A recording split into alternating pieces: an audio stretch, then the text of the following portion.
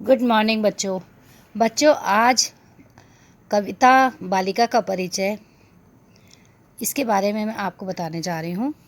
बच्चों, ये कविता सुभद्रा कुमारी चौहान जी की लिखी हुई है, जो उनका एक काव्य संग्रह है मुकुल, जिसमें से ये ली गई है।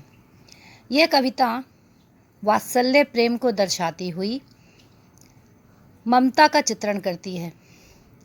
माँ की ममता होती है ना, उसके बारे में बताती है।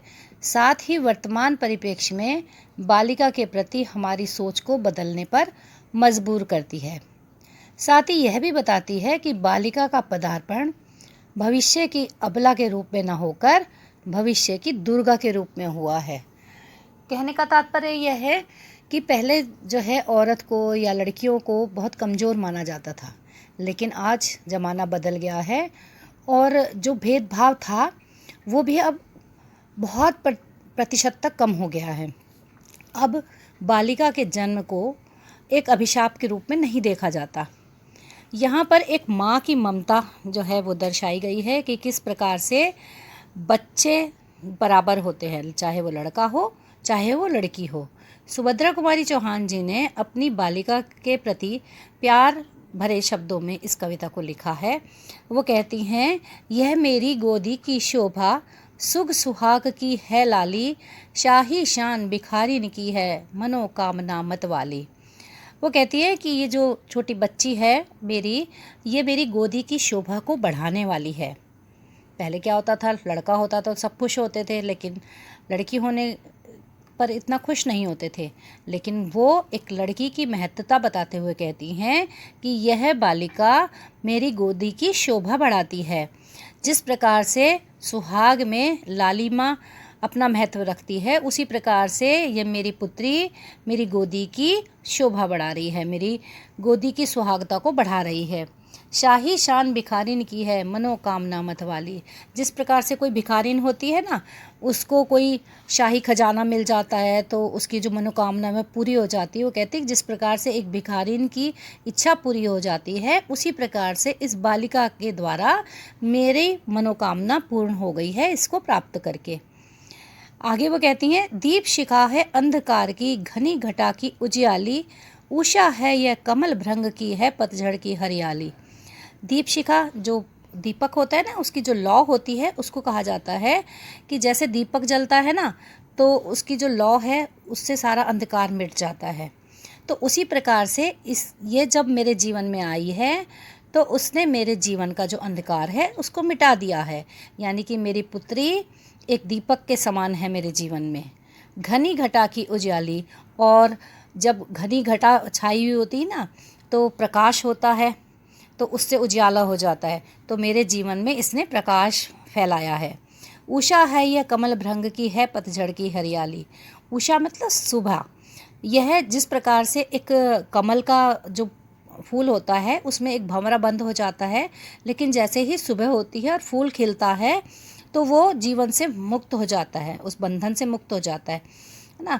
तो उसी प्रकार से इस बच्ची के आगमन से मेरा जो जीवन है वो भी खिल चुका है पतझड़ की हरियाली। जिस प्रकार से पतझड़ होती है और इसके आने से मेरे जीवन में हरियाली छा गई है। पेड़ों से पत्ते झड़ जाते हैं ना, फिर दोबारा आते हैं बसंत में, तो वो कहते हैं कि इसके आने से मेरे जो जीवन है उसमें हरियाली आ गई है।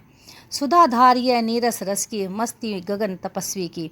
जिस प्रकार से एक तपस्वी होता है ना, उसका जो मस्त मगन होकर वो तपस्या करता है, सुधाधार यह नीरस रस दिल की, यह मेरे जीवन में सुधा यानी कि अमृत की धारा की तरह है। जो मेरा जीवन में निरस था, जिसमें कोई रस नहीं था, उसमें इसने जीवन में रस भर दिया है।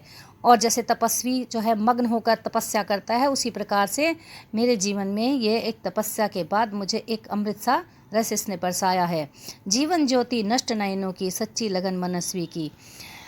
जिस प्रकार से जो ये मेरे जीवन उसकी जीवन की ज्योति है, जिस प्रकार से नयन होते हैं ना, आँखें होती हैं, उनमें अगर ज्योति नष्ट हो जाए तो वो बेकार हो जाती हैं, लेकिन ये मेरे जीवन की आँखों की ज्योति को बढ़ाने वाली है। सच्ची लगन से ये मनस्वी है बालिका, अर्थात ये बालिका बहुत बुद्धिमान है। मनस्वी मीन्स बुद्धिमान। बीते हुए बालपन की यह क्रीड़ापूर्ण वाटिका है, वही मचलना वही किलकना हंसती हुई नाटिका है। जब ये आंगन में खेलती हैं ना बच्ची, तो उनको अपने बचपन की याद आती है और उसकी कहती हैं कि ये बीते हुए बालपन की, जैसे मेरा बालपन बीता, मैं जब छोटी सी थी तो क्रीड़ाएं करती थी पूरी वाटिका, वाटिका मतलब बगीचा, अपने आंगन, आंगन समझ लीजिए चाहे, है ना, तो आंगन में क्रीड़ाएं करती थी, तो वो मेरी स्मृतियाँ जो है मुझे याद दिलाती है। यानी कि अपनी बच्ची में उनको अपनी छवि दिखाई देती है और वो कहती है वही मचलना वही किलकना। जब वो मचलती है, किलकारी मारती है, तो और हंसती हुई नाटिका सी जैसे नाटक करती ना, रूठना मनाना बच्चे करते हैं, तो वो ये सब देख कर ऐसे लगता है कि जैसे मुझे अपना बचपन जो है दोबारा देखने को मिल रहा है। वो मेरे जीवन में बहुत खुशियाँ लाई है। मेरा मंदिर मेरी मस्जिद, काबा काशी यही मेरी, पूजा पाठ ध्यान जप तप, घट घट वासी यह मेरी।